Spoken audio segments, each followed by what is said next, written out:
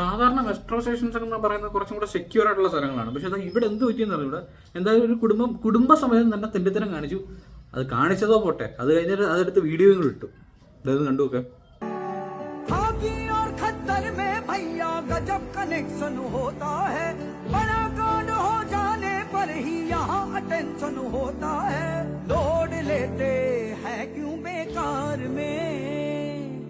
आइए ना हमरा बिहार में, आइए ना